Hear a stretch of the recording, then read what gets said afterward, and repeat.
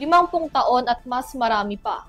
Ito ang binigyang diin o pinagtibay ng Pilipinas at China na kumikilala sa ika-50 anibersaryo ng diplomatic ties ng dalawang bansa. Iyan ay kahit pa hindi pa rin nare-resolba ang giriang pang-teritoryo ng dalawang bansa sa West Philippine Sea. May report si Alvin Pelobelio. Kasabay ng paggunita sa ika-50 taong anibersaryo ng diplomatikong relasyon sa pagitan ng China at ng Pilipinas, kinilala ng Beijing at ng Manila ang mahalagang papel ng pagkakaibigan ng dalawang bansa.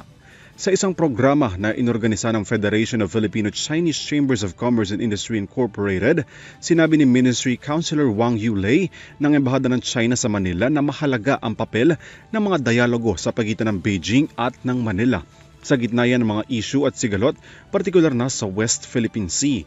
Ayon sa opisyal ng China, may papel din daw ang mga kabataan na malabanan ang misinformation at prejudice sa pananaw ng Beijing sa bilateral na relasyon ng dalawang bansa.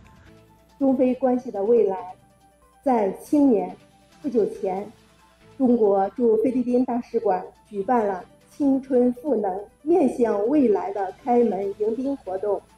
黄锡莲大使 同青年朋友交流互动，他指出，中非作为邻国，存在一些争议，在所难免。关键是选择管控还是激化，是对话还是对抗？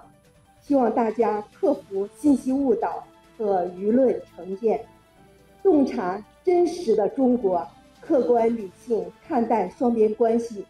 Sa panig naman ng Department of Foreign Affairs, patuloy umano ang mga dialogo sa pagitan ng dalawang bansa tungo sa diplomasya. Patuloy din daw ang pakikipugnayan ng Manila sa Beijing sa loob ng nakalipas na 5 dekada tungo sa kapayapaan at pagkakaunawaan na siyang basihan raw ng pagpapahalaga ng bawat paniniwala at soberanya ng parehong bansa. Nilagdaan ang bilateral na relasyon sa pagitan ng Pilipinas at ng China noong June 9, 1975 sa ilalim ng administrasyon ni dating Pangulong Ferdinand E. Marcos Sr. Sa kabila ng patuloy na agresibong ikinikilos ng mga barko ng China sa pinag-aagawang teritoryo sa West Philippine Sea, nagpapatuloy rin ang pagpapanatili ng DFA ng diplomatikong paraan upang maresolba ang sigalot sa mapayapang paraan. Para sa EuroTV News, Alvin Pelobelio sumasaludo sa bawat Pilipino.